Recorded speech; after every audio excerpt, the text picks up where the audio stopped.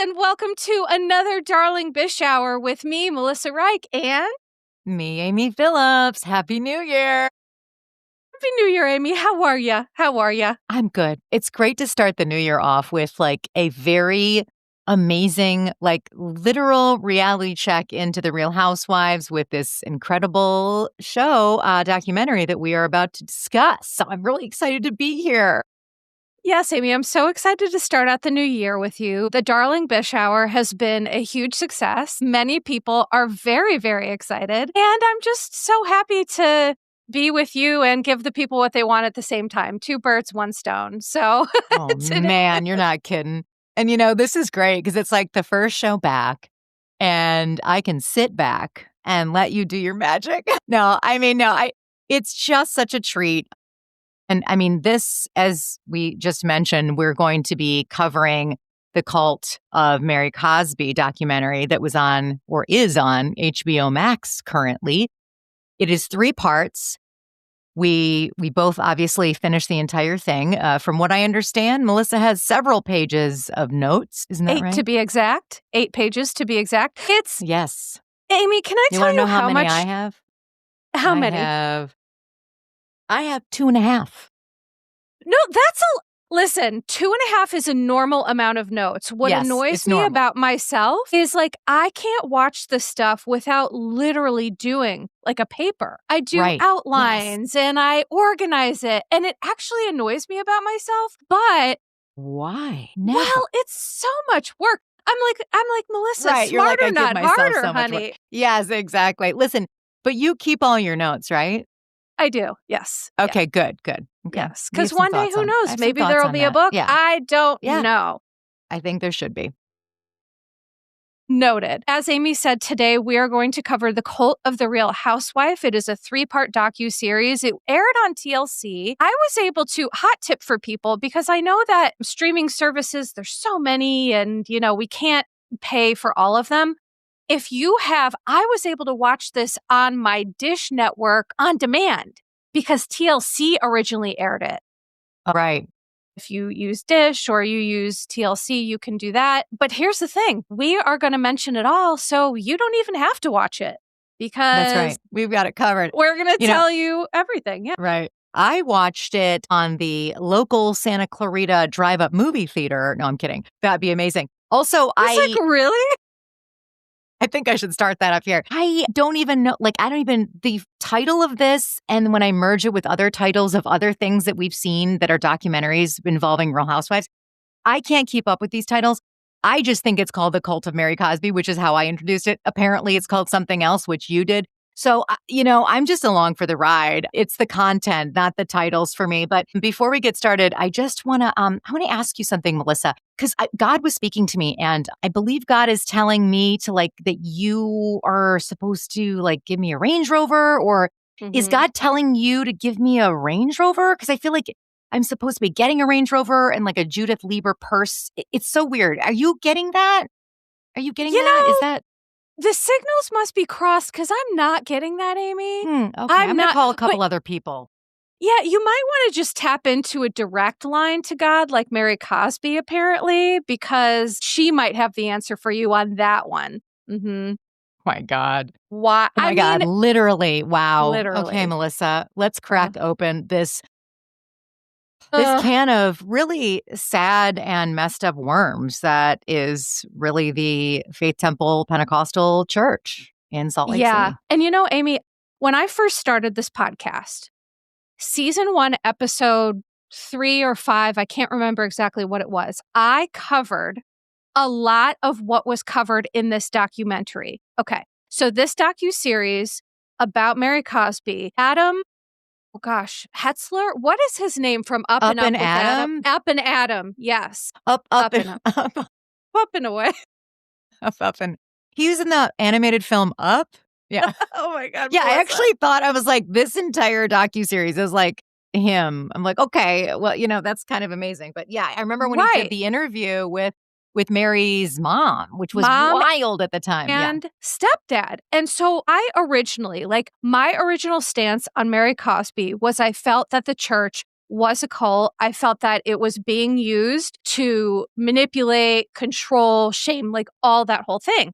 So I did this episode on Mary Cosby. I covered a lot of what was already covered in this docuseries. But this docuseries, one thing that we got, which blew my socks off, was actual recorded conversations from, unfortunately, now deceased Cameron, from his own mouth. And so for me, here's what I'm going to start this out by saying. I feel like a fool. I feel that I allowed myself to be duped by Mary. I feel that I'm going to say it. I'm going to say it at the top of the episode. I feel that, as a therapist, sometimes we meet with people who are inherently flawed, right? We all have good parts and bad parts. And sometimes as a therapist, you want to see the best in people.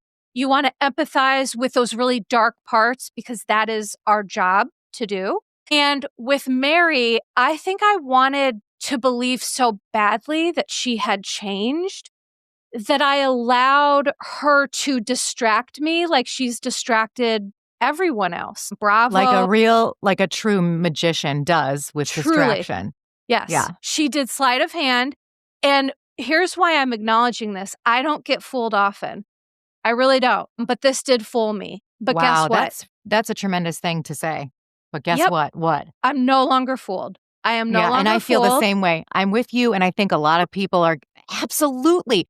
I think a lot of people are going to feel the same way because as we watch this documentary, we saw the arch of when people were very, wary of Mary, and then when these rumors and allegations that the housewives brought to the show from the beginning, meaning Whitney and then Lisa and Meredith talking to Cameron and all that whole thing, it surfaced. Everyone was like, oh my gosh, Mary's a cult leader. And we were upset. And then the sediment just rested.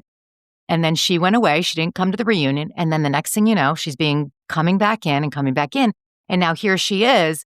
She's a new person on the show. And we're all like, oh my gosh, I love Mary. She's just a different person. We've all done that. It doesn't mean to say that we're weak-minded or that we're easily manipulated because we're seeing what is put in front of us. And also these things that she's showing us, we can also appreciate her on the show on some compartmentalized level because of the entertainment value. But it is now very clear why she did that, because she needs money, obviously, and why she's willing to do these types of things now in light of how all this is being exposed. So I agree with you. I feel the same way. I thought she was quirky and weird, and that's always great for the show. And I would love to hear your thoughts on everything. 2 things I want to mention before you rev up your engine and just get going on your Bish motorcycle here. I didn't realize how culpable Mary Cosby was. I thought she was more of a victim than I gave it credit for.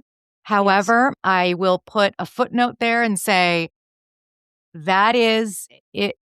If in fact there wasn't any, and by the way, trigger warning, Mm-hmm.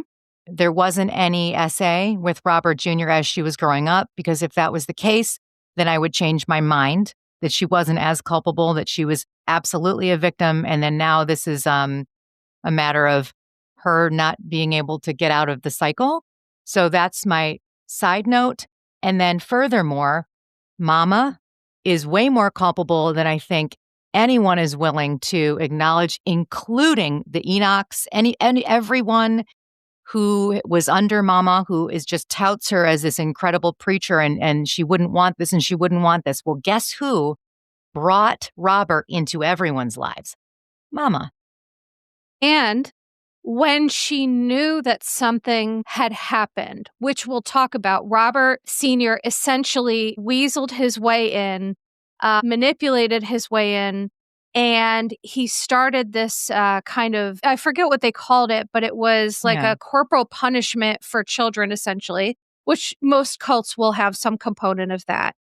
Of young Yes, of young boys, doing the whole, you can't kneel, otherwise you'll fall on, sharp stick, all this crazy stuff. When Mama found out about that, she was upset and disappointed and put an end to it, but didn't put an end to him. So I think that what this is, and I like the way that you set this up, is it's a complex story about generational trauma, religious trauma. Religion can be so perverted to serve whatever goals the leader has in mind. And so I think that religion and spirituality can be a beautiful thing, a life-saving thing, an amazing thing. But what we see here in this docuseries is how it was such perfect instances to get all of this to be the way that it ended up being right now.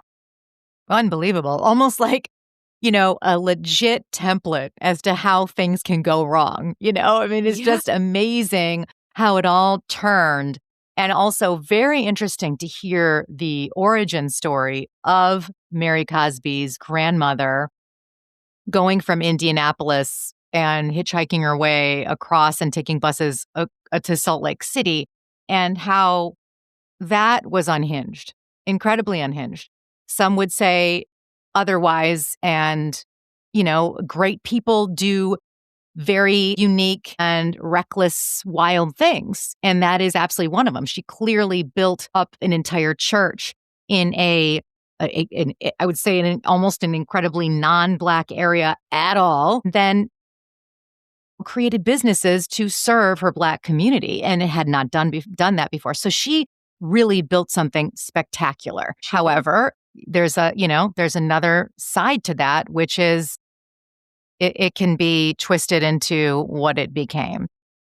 Right. I mean, I've always been the type of person to say when somebody wants power, it's so important to ask and examine why. Why do you want this power? What do you want to use this power for? Because what happens is people put themselves in these positions of power and they say that they're conduits to God. And in reality, for a lot of these folks, and specifically it seems like here, it's all a farce. In this series, they did interviews with a ton of folks.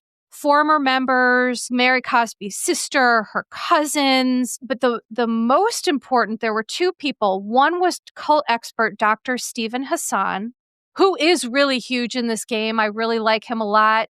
He has written a book. He's very smart. He's very knowledgeable. And also Cheyenne Roundtree was the investigative journalist who wrote the Daily Beast article that ended up being released in 2021, which coincided with when Mary skipped the reunion.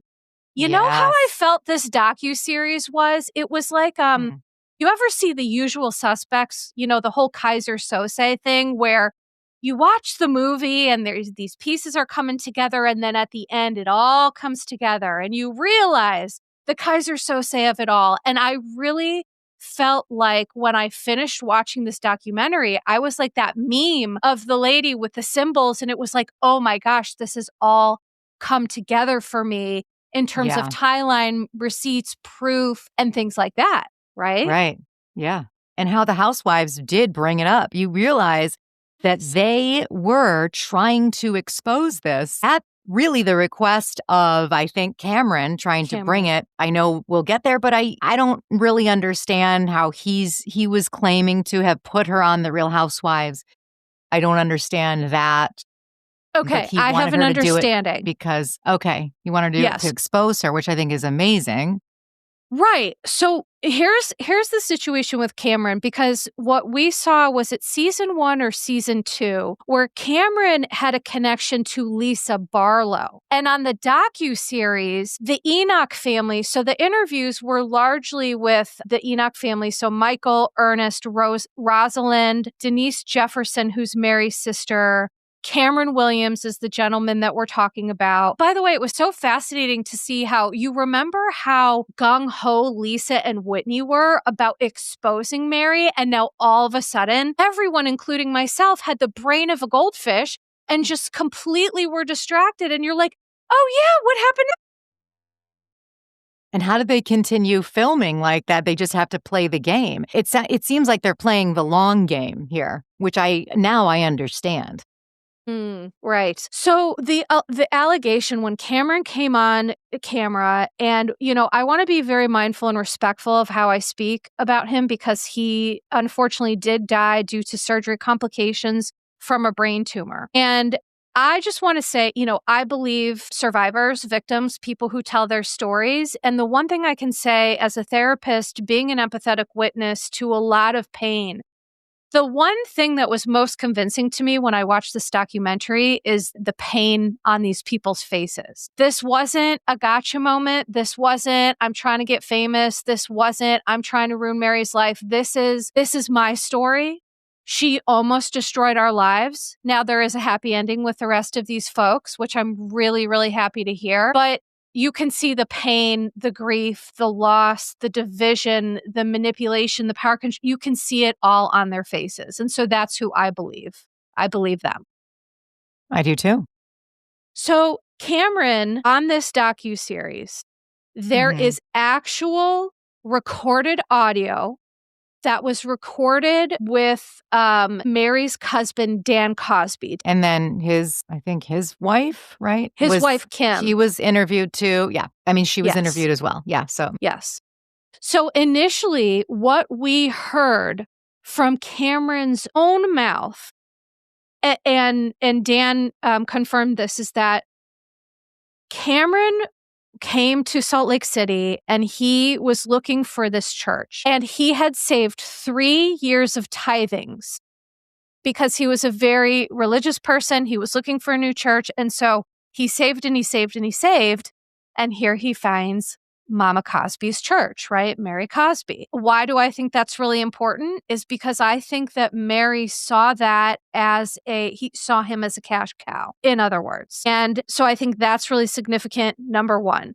Number two, the allegation is that Cameron went to Mary's home. Mary grabbed his hand, inserted it into her vagina, and then they had sex. But what is the very interesting thing about this is that the phone call, in Cameron's own words, he said, and I quote, "We had the affair and all that, but that was me being victimized. It had to take therapy for me to get out of that." Now, what's also very important here is he talked about being lonely and isolated when Mary gave him everything, right? There is such a psychological component to coercive control and coercive manipulation that it's like she almost played by this playbook. But one other thing that was leaked in this old footage is that Cameron said, and I quote, "I really believed Mary was God. I was embarrassed of how much of a fool I was." What'd you think of that? Well, I just thought, it's hard to comprehend that people in this day and age would actually start thinking and believe that a person is God. That's hard. That's a tough pill for me to swallow, because I'm like, really? Like, are you for real? I mean, where are we at? Like IQ level, and I'm not trying to be talked down. I'm not trying to be rude, but it makes me think, like, what are you talking? Why would you think this at this point? And if you know scripture and if you know whatever, and I understand manipulation and control and religious abuse. However, it is very strange to me that he would think that, and that anyone would really think that, but I could see how it would start to unravel in that direction and how he was manipulated. Right, because Mary said they had a lot of old audio of Mary. And she said, and I quote, "There is one mediator between God and man, and who do you think that is?" Mm-hmm. And so to your question, Amy, it's certainly not an issue, of IQ or anything like that. But what the cult expert did explain is that, well, this is my interpretation. I'll tell you what he talked about, but my interpretation is that all humans have a need for connectedness, love, and belonging, period. And if you don't get it in your family of origin, or even if you do, you end up searching for that to kind of give life meaning. Viktor Frankl wrote this book, Man's Search for Meaning. It's one of the best books I've ever read. Highly recommend it. But I think that the fundamental premise of these religious cults are about what Dr. Hassan said, power, money, and sex. And sex isn't about love. Sex, it's all about control. And the one thing he said that really resonated with me is that situational vulnerability leads people to cults. And what does that mean?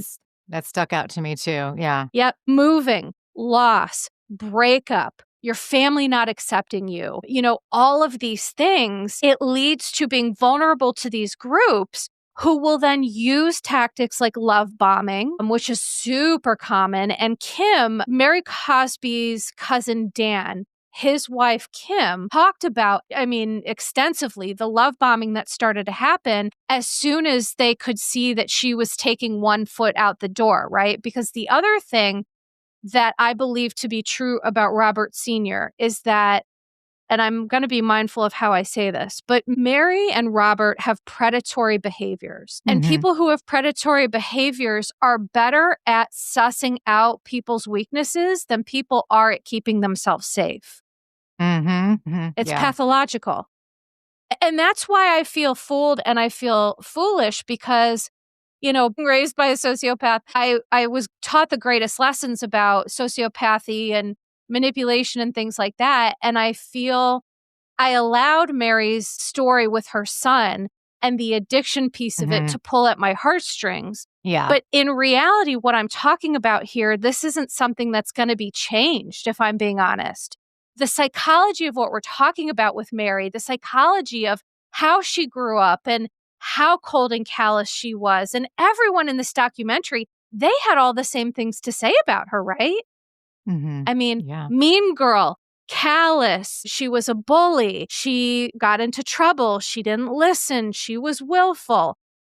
And I think the one greatest piece of evidence that flipped my brain to coming back to the right side of reality with her was that Mary for so long had claimed that this was her grandmother's wish, right?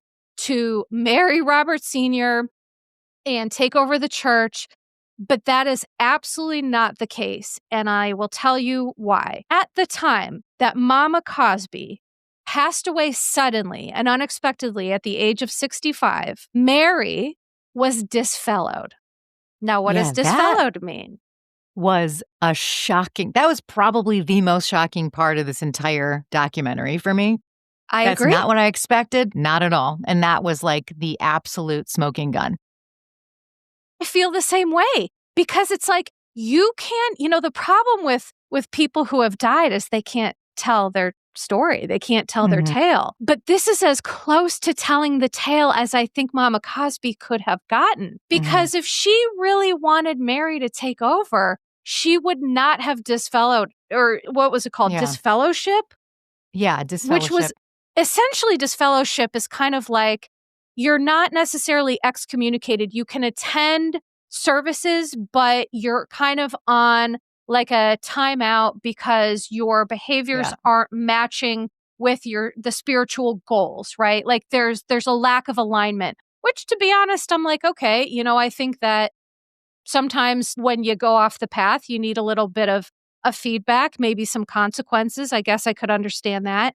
But Mary was acting out so much so that her own grandmother, who essentially, by the way, raised her, because there's a lot of generational trauma with Mary's mom, Rosalind Cesares. It tells you so much about what where she was really at the time that she died. She did not want Mary to take over. Nobody wanted Mary to marry Robert Sr. Nobody wanted that. And it ended up breaking up the church to this very day.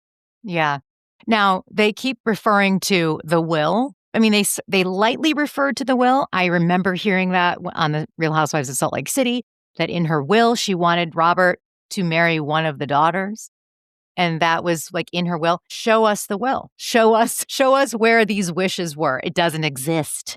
It doesn't exist. And the other thing that I want to hold Mama culpable for is bringing Robert into this world. He played her so hard. He played her like a fiddle. He came in, he sidled along, and he rode that until he got into her good graces, somehow was able to convince her to marry him. And then I don't know if she said to him, I want you to continue on my legacy in this church. I actually don't find that hard to believe. I think she maybe did say that. Maybe she did because he was younger. That's very possible. And that's completely asinine. So again, I want to put a little bit more responsibility on her. And then moving onward to find out that Robert Sr. was in Mary's life at the age of 3. She was 3 years old. That to me, I didn't know. Mary and the sister here, Denise Jefferson, their dad left when they were young. And not only did Robert, a.k.a. Grampy, by the way, they called him Grampy, came into Mary's life at the age of 3, he was the father figure. It's so concerning. It's so like, because here's the thing. It's like, okay, you can, on the one hand, you can rationalize and say, okay, well, if it wasn't a blood relation, and I don't know, I've seen things happen in therapy, circumstances that maybe on paper look wild, but then, you dig into it and there's reasons and things. This is not one of those. Right. This man was a grandfather to Mary. Yeah. He was a father figure. He was 20 years her senior. To marry someone who came into your life when you're 3 years old and was a father figure, there's certainly something a little bit Freudian. There's certainly something psychologically concerning about that piece. I mean, period. And her sister said that. Her sister, that's when it became clear to me that she's way more responsible and willing in the situation than I gave her credit for. Because when her sister explained, like, her doing this, making this choice to do these things and to be with him, that shows the side of her that nobody, that we know it to be, and that's really screwed up. And that she was so shocked that Mary was even willing to make those choices. And, to that point, what I have learned, when you're gathering information, when you're gathering assessment information about someone or historical information about family context, the people in that system are the people who lived through it. And those are the people who I hear and I listen to, right? This was not just one person saying this was odd. This was everybody saying, nobody wanted this. This is not appropriate. Mm-hmm. Mary's mother, Rosalind, there was this final church service after Mama Cosby died and Robert was taking over. And it was essentially this walkout service where Rosalind got up on the pulpit and she said, no one came to talk to me about this. No one asked me my opinion. This is not right. The devil has crept up in here. Mm-hmm. I think that she and the Enoch family and all these people who witnessed it, who were traumatized by it, their stories are valid. And Mary and Robert, what people do when they run cults is anyone who starts to be aware of the real stuff, you have to scooch them out. You have to get them out, because that then threatens the whole cult. Right. That's when he made Dan leave and all of them.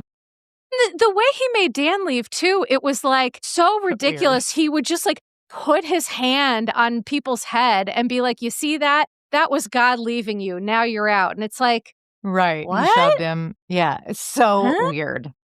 It's all so odd. And then the police were called that day. This part I would highly recommend watching, because you get to see the video of how Robert Sr., Rosalind is preaching and she's telling the truth, and he's he's walking back and forth and he's trying to take his hand and move her over, and he is trying his damnedest to manipulate, and she is just not having it. And I respect that. I respect people who it's like, I see through this. You're not going to manipulate me. I don't care what bag of bullshit you're trying to sell. I ain't buying it. Well, the will, like, here's where I have a real issue with how this all went down in terms of like the church and the businesses. So Mama just left it all in Robert Sr.'s name. Like, he just had all of it.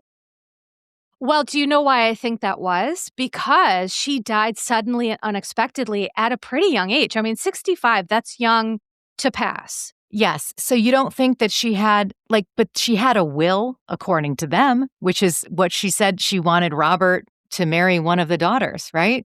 So if there was a will, you're saying that she left, which I don't believe that that was in there, by the way.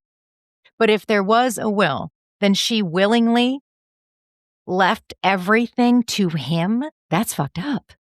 Well, it is. And I also doubt that that is the case. And here's, why I doubt that there's a will, because if there was, I think we would have seen it. When investigative reporter Cheyenne Roundtree, she did bring some facts, and they did show specifically Mary was married to a man named Dana, who was a member of the church, right? That was wild.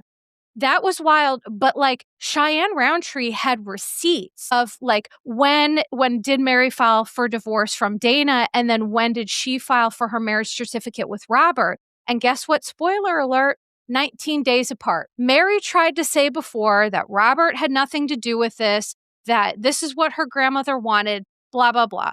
In my opinion, they were people who run cults will literally just say whatever suits them and say that that's what God wants, because that's what they're leading people to believe. And that's how you keep people under your thumb, to be manipulated and to be controlled. And it's not that these people aren't smart. They realized this was going on, but then it's you have to look at, this is your whole life.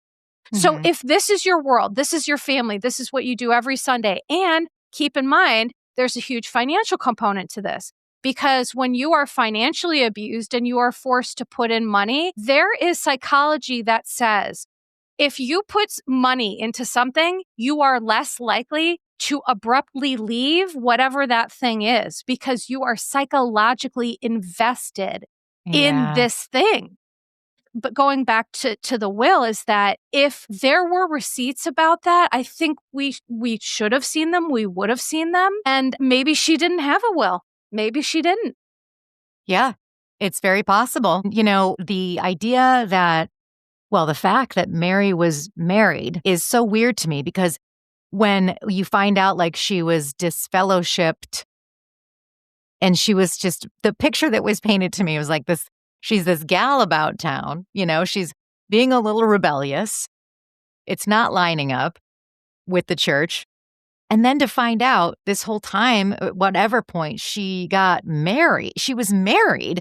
We saw pictures. It was this big wedding, like a large wedding party. It was an entire. So what exactly was she and Dana doing, or what was she doing in this marriage? Was there infidelity? What was happening that made her not, worthy of being a part of the church, that she had to be on some, religious probation?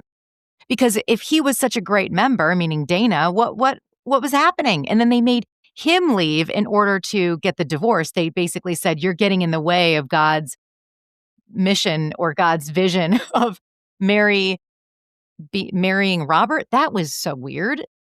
Yeah, they pulled what they did with Dan Cosby, which was they held a church meeting where they berated Dana for hours, which, is quite a spiritual thing to do. Berate, humiliate, shame people. Those are cult tactics. Those are not spiritual tactics. And they wanted to make it Dana's fault, because if it's Dana's fault, then Mary is free to marry Robert Sr., to take all the riches that Mama Cosby worked so hard to cultivate. And they did the same thing with Dan, where he kind of put it, Robert Sr. put his hand on Dana's head and he's like, God just left you, you're out. I mean, it's when you kind of lay it out like this, it does sound ridiculous. But for people in this church, I mean, it's it also cultivates the fear, Dr. Hassan said, of, am I next? I better fall in line, because if I don't, that's going to be me. Yeah, and that's everything to them. The church is everything to them. Right. So Mary filed to divorce Dana on September 8th, 1998. A new marriage certificate was issued on September 27th, 1998. Said after Mama died, there was a seismic shift, and Mary went from struggling with Dana to wanting to live a rich lifestyle. And you hear all of these church members talk about these heave meetings or heavings, where some people would mortgage their homes, $5,000, $100,000, cash out 401ks. Cameron was one of them with the mortgage. Right. He remortgaged his house in addition to all of his tithings and heathings and all of that. But one thing that the cult expert talked about is that tithings, again, religion can be perverted to be anything that the leader wants it to be. Tithings are in the Bible. They run through many different religions and cultures. But the tithing is meant to support the community to participate, right? Almost like paying taxes. I mean, I guess I would equate it to that, but taxes are BS too, but whatever. We won't get into that. So the tithing part is like, okay, it's about giving to your community, but it shouldn't be about, and it's not meant to be about giving all you have, even if you can't eat, even if you have nowhere to live. Giving them your credit card number and, like having you now be in complete debt so that Mary can fund, or Robert and Mary can fund their lavish lifestyles. Right, which it did just make me so mad because you see these people cry and talk about, the meeting that Mary, we heard her, and she admitted this on the reunion that she yelled at people for being stingy and not giving her birthday cards, and she only got 14 cards. Well, Ernest Enoch, he said that he was there the day that it happened, and he had just given Mary $1,000. Could you imagine anyone giving you $1,000 and being like, you stingy MF? Like, I'd be like, no, I don't need, you keep this. Like, that's, and no thank you. What? And she didn't even thank you. Not even a thank you note. Nothing. And in addition to the smoking gun that we kind of already talked about, how Mary was disfellowed at the time of Mama Cosby's death, the other thing that really, really bothered me was the death of Michael Enoch's daughter, Mikhail. Or That was so, yeah. How do you... Michael Enoch? No, the daughter, it was Maikel. Michael. Mikhail, or Mikhail. I think it's like the girl version of Michael, I guess. Right. I'm sorry that I'm I do this all the time. I practice names and then I get on the mic and I get nervous and I just say them wrong 75,000 times. So I do apologize. But what we watched this scene for everyone who may have remembered from I think it was season 1 or season 2 of Real Housewives, where Mary is in Whitney's kitchen with Whitney's children. And she is talking about how last night, one of the members of her church was ejected from the sunroof of a car in an accident and was killed.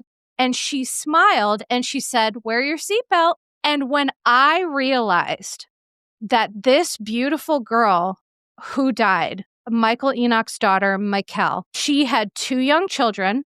She had a very close relationship with Mary. She had been a church member since birth. Mary had given this girl a doll that she carried around because she loved Mary. And that was the moment that I realized I had been a fool, because that's ugliness that's not going to be fixed. That is real lack of empathy. Yeah, coldness. Lack of empathy. And Amy, I want to get your thoughts on this. The thing that I saw when I watched that scene again is Mary seems to get a glint in her eye when bad things happen to people who speak badly against her. She gets a joyful glint, like God smites people who go against me. You know? Right. Absolutely. And she gets can't a real fix that. kick. She gets a real pep in her step when something terrible happens, because they both are like, that's what happens when if you turn against us, turn against God, and then bad things happen to you. And she said about Cameron is that he died because he lied on her. That's what Mary said. Right. Yes. And by the way, when she was disfellowshipped or disfellowed, then Mama died real quick after that, which is like, we all look at that and go, look, I mean, Great point, Amy. What did he do? What did Robert do? You know what I mean? Like, allegedly, like, what happened there? And was there an autopsy? Or did she die? Like, what was the cause of death? Do we remember? Natural causes or something? Supposedly natural causes, but we didn't get details or death certificates about that. That's something that, I imagine people have looked into. That's something that I would like to look into. I would have liked the family to speak a little more on that. I agree. But, my impression was that the family had such a fondness for Mama Cosby that they loved her. And I think they believed that she was truly trying to do this great work. So they didn't want to sully her reputation. And I think they just wanted to focus on the Mary of it and the Robert of it. Interesting. I think there was a lot left out that the family and that people didn't say. And that's concerning to me. And I think they probably didn't say everything because for probably legal reasons, for maybe the producers or whomever, but also the people, I think that there's a lot more that we don't know about Robert.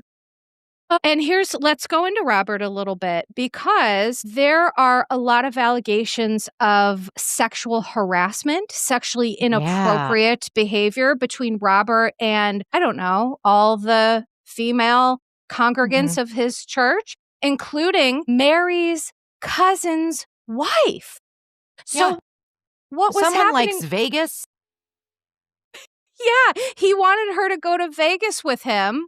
So this is what Kim said, is that she, took this trip with Mary and Robert to California, and Robert and she were talking as they were looking at, the ocean and God's creation and all of this, which is a lovely sentiment.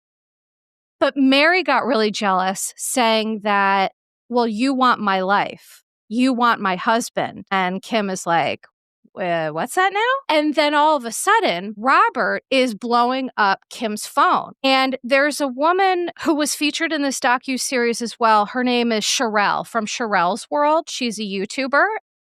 And she was featured. She's got the stuff. She's been in on this for a long time. And not just this, but so many other housewife things. Yeah. Oh, yeah. She's great. She's wonderful. And she has said members came forward to tell her about Robert coming onto them as well and talked about how much it took a toll on the victims and the survivors of his advances. But Kim was the only one in this documentary who we got to see her pain. We got to see her heartbreak as she learned, oh, wow, I'm a pawn here. I'm being used. I'm being played. I'm being weaponized.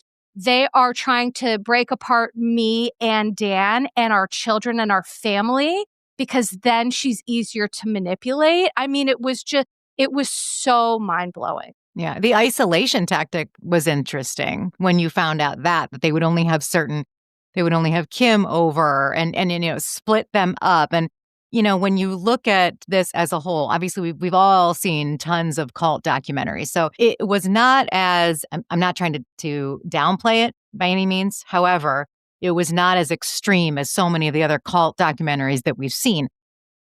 But there were so many of the same tactics that they were using that were just on a smaller scale because they couldn't even make it to the big time of cult. Like, they're not even that good. Robert's not even that good of a cult leader that he couldn't even get people to go to Vegas with him. What a loser. Anyway. I love that. Yeah. We don't like Robert. We don't. I have a question for you. Okay. Do you think that Mary Cosby, in the back of her head, went on to the Real Housewives of Salt Lake City subconsciously to rescue herself on some level, just as Cameron is trying to expose Mary for her misdeeds? Mary is trying to save herself and expose Robert for his misdeeds. And on some level, some weird level, that there's something in the back of her head that's like, she knows that she needs to get out of this and there's no other way. Or am I just kidding myself? I'm going to be brutally honest. My blinders are off, and I think she is a participant fully and a perpetrator. I do think that. Okay. Do you think there's any alleged essay when she was younger by Robert Jr.? And if there was, would that affect your opinion?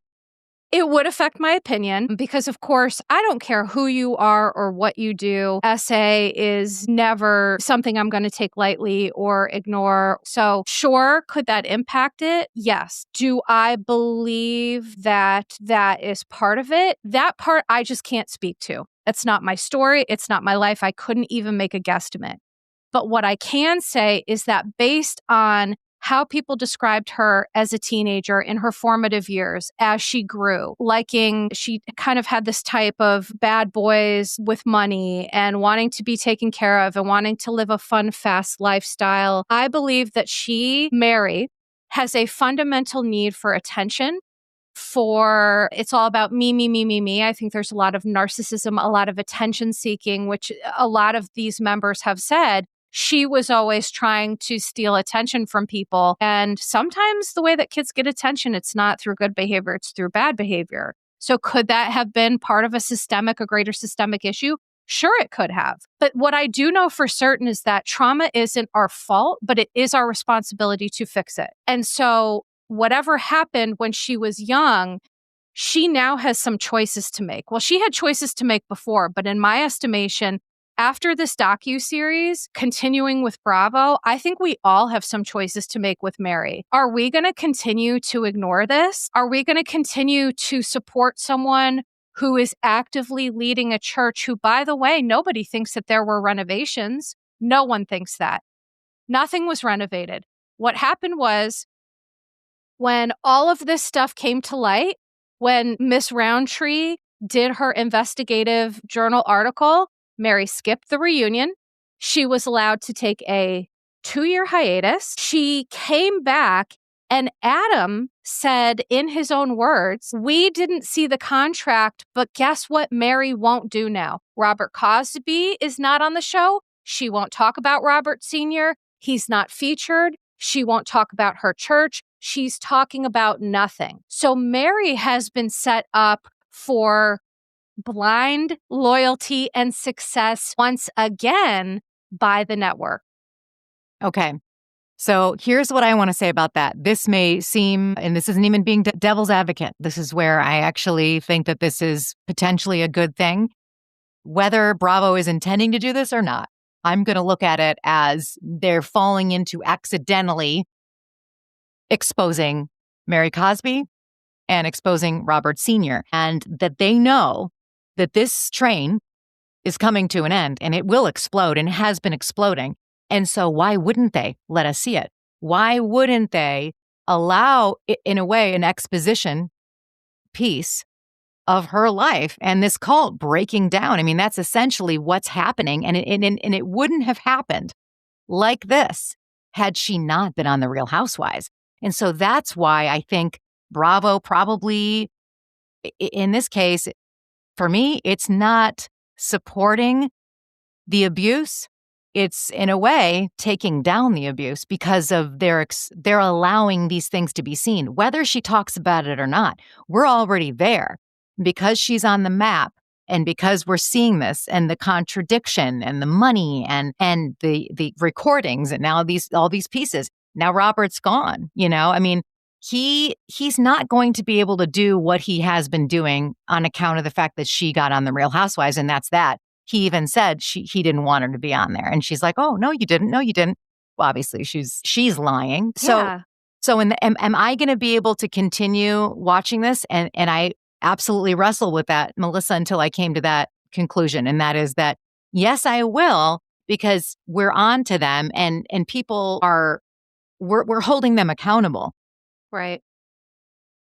Well, you'd hope. And that's my fear, is that I hope you're right. But I do like what you said about Bravo, because what I appreciate is, at the reunion, they showed Andy didn't shy away from asking her questions. Andy did hold her feet to the fire.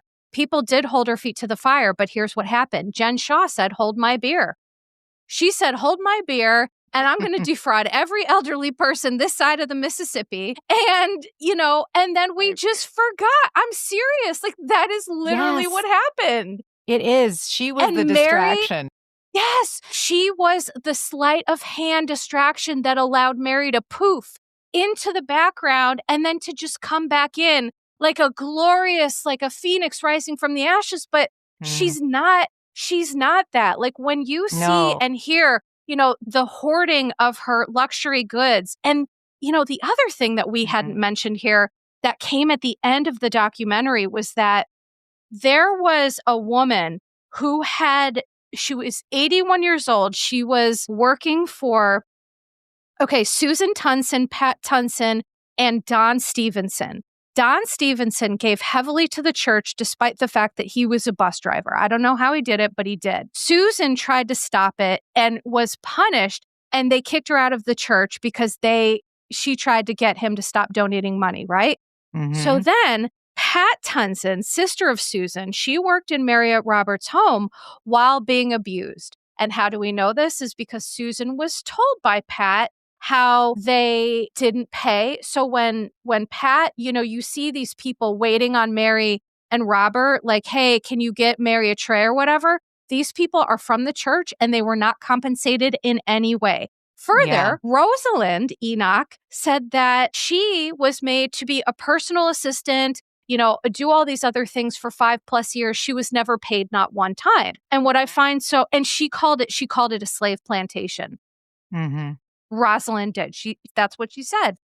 And what's so interesting to me is that the cult expert said what Mary and Robert did was they made Pat believe that she had to sacrifice that this is a form of sacrifice as an honor to God, and it creates obedient dependence upon followers, interpersonal manipulation and control that leads to family issues and segregation. Because the other thing that Robert and Mary did is that when you had a family member who was starting to suss out what was going on, their first thought is we need to get this person away from that family member so we don't lose our cash cow, so we don't lose our free labor, so we don't lose our tithings. Mm-hmm. They destroyed family lineages just so Mary could have Chanel. And when she passed away, they told her sister she couldn't go to the funeral. That was awful. Amy, I'm so glad you brought that up, because there have been a couple of things that we mentioned today that there's ugliness in that you can't fix, and that is one of them. That's another one I of them, don't care how you slice this. Yeah. These people were members of your church. The sister died. She worked for you, and you're not even allowing the sister to have a service and to grieve her. That's not about love. That's not about God. That's not about spirituality. That is about punishment, manipulation, control. And to all the other people doing this you see this? This could be you. You step out of line. An example. She's not even allowed. Mm-hmm. We control this. When Mary came back on the show, as we mentioned before, and she's not talking about Robert Sr., he's not filming, she's not talking about the church, so on and so forth. Although they did go into her church and talk about the renovations, which you said you doubt there are renovations, right? I mean, so they went from all red to red. So that's what the renovations were? Yeah, okay. Right. By the way, the all red church is psychotic. If you go into a room like that, it's like The Shining. You go into that hotel, you're going to lose your mind. You walk into that church and you're going to lose your mind. Like it's the carpet, it's the interiors, I mean, it's so satanic. I mean, honestly. Okay. So when she came back on the show, interesting how she was able to figure out a way to expose her son. And so now I'm looking at that as in a different light. It's not Robert Jr. was so brave to come and share this. I think he was manipulated. I think he was coerced. I think he was forced. Ding. And this was not. Mary said, I need another storyline. She said, I need another storyline, and this will make me likable. Because here's the thing about predators. They are very smart. They know what, and here's the thing. Now that Mary's been on TV a couple of years, she knows exactly what fans want to see and what they don't want to see. She knows fans don't like this mean girl nonsense. So her season 1-2 behavior, she came back a completely different person. And the chances of that from actual change are 0.0%. I agree with you that I believe she used her son as a look over here, look over here, look over here. This is a storyline that will garner me sympathy. And guess what? It worked. It worked on me. And if it worked on me, I guarantee it worked on other people. It worked on all of us. And it's not to take away from Robert Jr.'s struggles and how that was really emotional and how empathetic we are towards him, because we can love still Robert Jr. be. Yes. Yeah.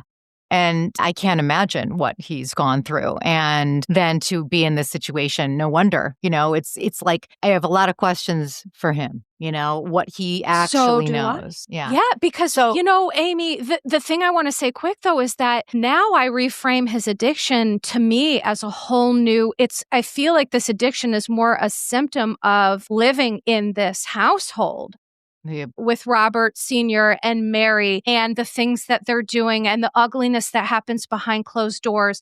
It's more of a symptom of that family generational poison and dysfunction. That is how I've kind of seen that lately.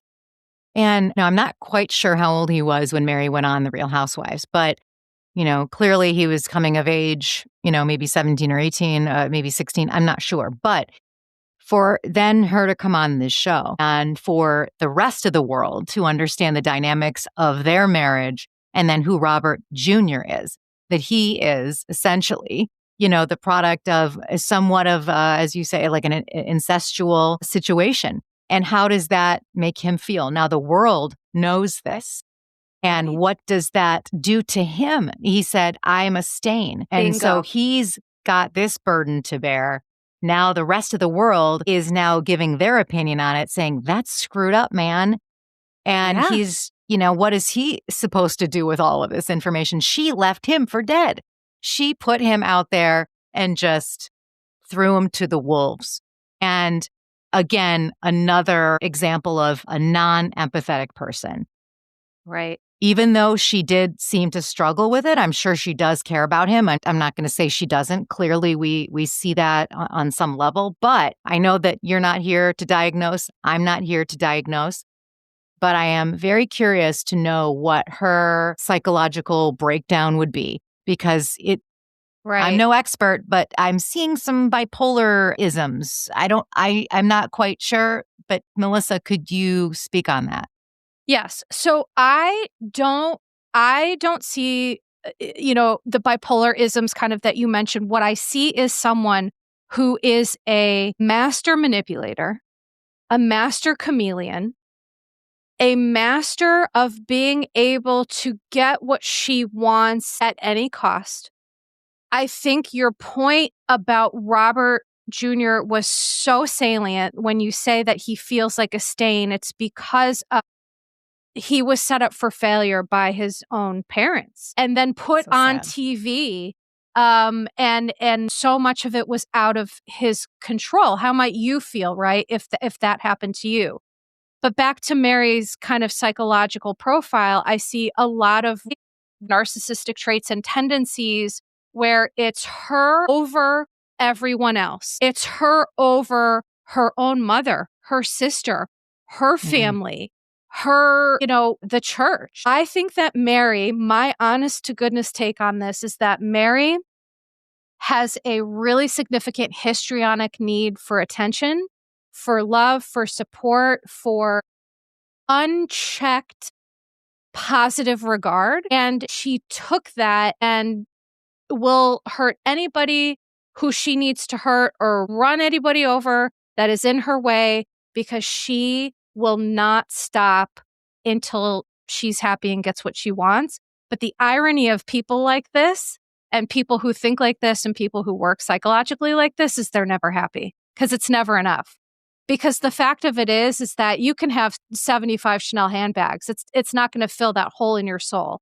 It's not going to fill that part of you that is, struggling psychologically, disconnected from the world, spiritually bankrupt, right? And that's what I think.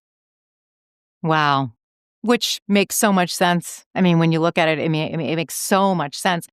Taking people's money so that she can hoard it, taking on a life that really wasn't hers. And it's a match made in heaven, her and Robert Sr. It's just unbelievable how that all transpired. I have a lot of questions about her mother. That's a whole other profile that we don't even have enough information to get into, but that it even got to this point and what she must have experienced growing up with her mother. And it just has so many legs. Now, at the very end, there was someone, I can't remember her name, was it Denise? That once Mary went on The Real Housewives, she said, that's when I decided to leave the church. And I thought, well, what took you so long? I mean, because it seemed like she was on to her and she was on to them, but then she stuck around because she wanted to see what was going to happen. But then it was the Real Housewives situation that put her over. And I just wonder why it was that. So, okay, I can answer that because one of the things that this cult expert talked about is that for every person, the thing that gets them to wake up essentially is always so different. There's personal to the person. So for Rosalind, the woman you were talking about, for her, I think filming was a bridge too far in her mind for whatever reason. But for somebody else, it wasn't filming. It was the fact that for Mary's sister, it was the fact that she knew that she slept with Cameron and then she preached the next day. And for her, it was this check of you're not practicing what you preach. Why am I listening to you when you are getting up there? You're committing adultery, you're sinning, you're doing all of these things. So I think for people listening to this, my message is for people who have had religious trauma, who have survived cults, gotten out of bad situations. I would love to hear from you. What was it for you that clicked, that got that in your brain? But whatever it is, what I want to say to people is good for you. Congratulations. Because the ultimate thing that I learned from this documentary, and just like from working on myself in general, is that freedom is always listening to yourself and using your voice. At the end of the day, it doesn't matter what situation you're in, you will get freedom by listening to yourself, acknowledging yourself, and saying things out loud. And once you do that, you are free from the shackles of whatever it is that has kept you psychologically bound. Nothing can stop you. So free yourself, tell your truth, tell your story, talk about it, mention it all, because that is how we will be free. Oh, wow, Melissa, that's great. I don't know. I just like it. I want to end on that note because, the members of this church, they went on to start a new church. A beautiful, happy, loving, spiritually fulfilling, a church free of manipulation and demands and embarrassment and shame and humiliation.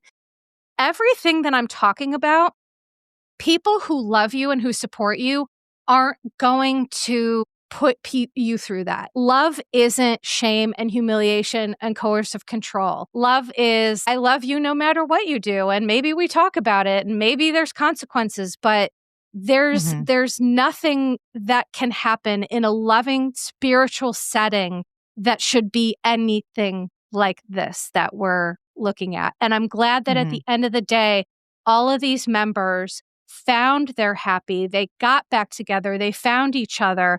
But what distresses me and where we leave this podcast off is that Mary is now back at her church. She's back at it, and I can only imagine what happens behind those doors. And so for people who are participating in Mary's church or churches like this, I want to urge people to say, listen to your gut.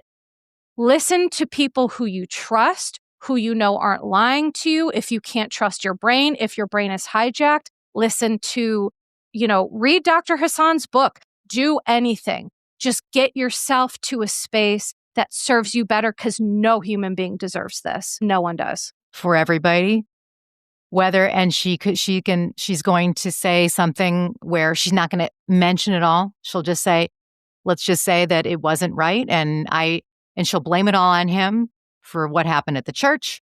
And she'll say that, she might take some responsibility because of him, but doubtful. Will she stay on The Real Housewives is the question. And because she's such a narcissist, if they offer her a spot, I think she will say yes. And that's what she'll do. She'll divorce Robert and she will use her child. But I'm not sure at this point if Bravo will ask her to be back now that it's been all exposed. I'm not quite sure because I don't think people will want that, even though I'm glad that Bravo got it to this point. I just don't know now that it's all out that they will have her back. What do you think? Those are some interesting points and predictions. I love it, Amy. And I definitely could see a lot of that. For me, My watching Salt Lake City will hinge on what happens at this reunion after this doc has been out. Is she questioned? If this is avoided, they probably already filmed it though. You know what I mean? Do you think? Did they already film it? They had to, because like the reunion's going to happen next week. For real? Oh my God. Well, see, I've had my head up my own butt with health issues, so that's news to me. Okay. All right.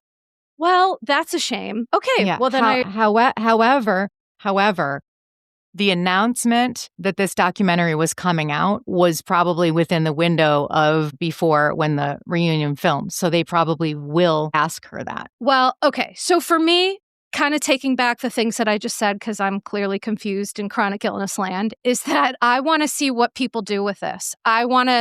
I think that people on the internet are happy to get clicks and follows by, standing terrible people or, saying, well, this was said, but I don't believe it. And what annoys me about that is like when you're having like so many, like dozens and dozens of survivors come forward, I don't like that whole, well, let's believe one person over, 40 different people. I don't play that. So I want to know where this goes with the fandom, with Bravo. If Mary comes back next season, which I agree with you due to some of those narcissistic traits and tendencies, and the fact that people get emboldened when they are allowed to get away with a lot, and Mary has gotten away with a lot. And I don't think that she believes that she'll be caught. And I think if she does get caught with something, I think you're right that she would just be able to blame it on Robert or her mom or somebody else. It's never Mary's fault.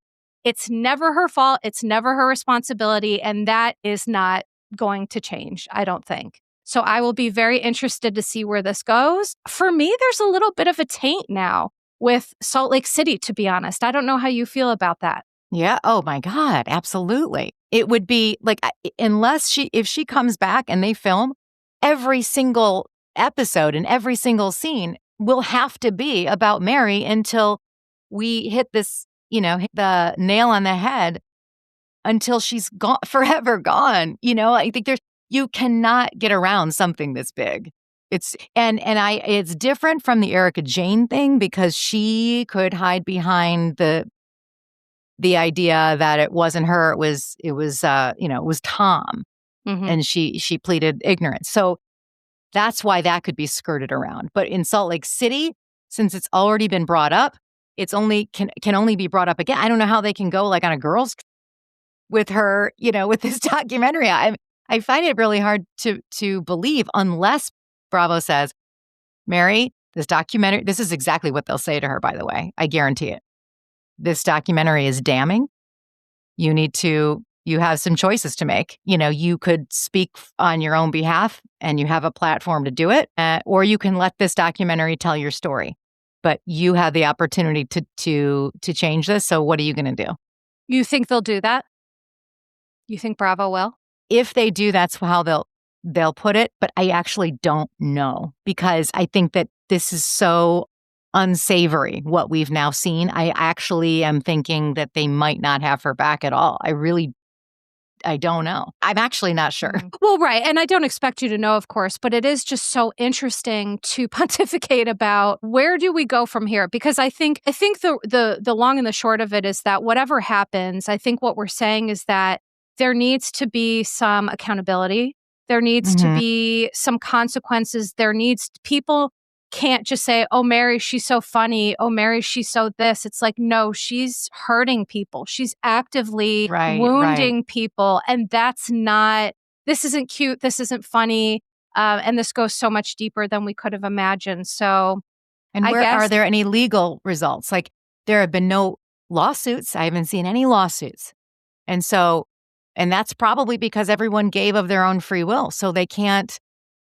And that's the sue, thing with right? this. Yes, with the psychological aspects of cults and how they do it, the cult is always not culpable. Well, rarely culpable because they say, see, she did this of her own volition. So I'll give you a great example. Rosalind talked about how they would have these heaving meetings, and what they would do is they would put security by the door and block the door off. Okay. Yeah. So Does that make you feel safe, comfortable, welcome, like you're just giving to give? Or is that a shakedown? But in terms of the law, what people are smart enough to do when it comes to cults is they use these psychological tactics that aren't proven by law. By psychologists, psychiatrists, Dr. Hassan, we will all tell you up and down till the cows come home, this was psychological abuse and manipulation, period, end of sentence. Can't prove it in a court of law. It's very hard. Yeah. It's not a Keith Raniere thing. It's not. Right.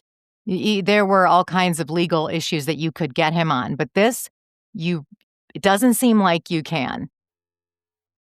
Unless, listen, to be continued. And if there's more on this, we'll let you know, right? We will let you know. That's right.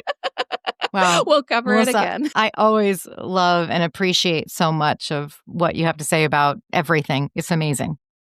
Thank you, Amy. And I appreciate you too. And I'm glad we got to talk about this. I feel like it was really important. I appreciate your perspective.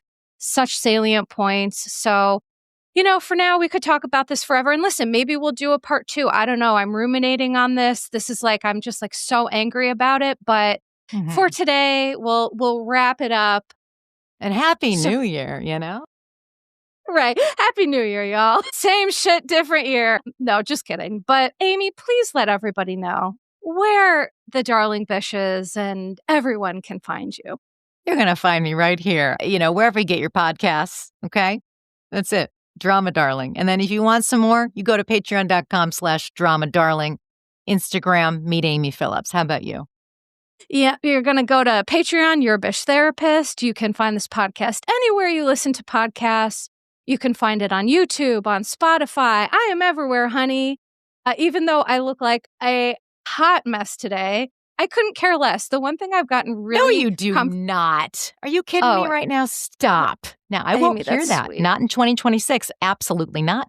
I will not accept that. You look beautiful. Your hair is extremely shiny and gorgeous. So what do you... Hair is on point, but this... Is that Kira's Taste Thermatique? It is, Amy. It's so... It's like glass. Glass. Oh, my God. It's like glass. I can't. Okay. Well, everybody, thank you so much for listening. Thank you, Amy. And stay tuned for another Darling Bish Hour at the start of next month. Don't worry. We're not going anywhere. So, ta-ta for now. Ta-ta.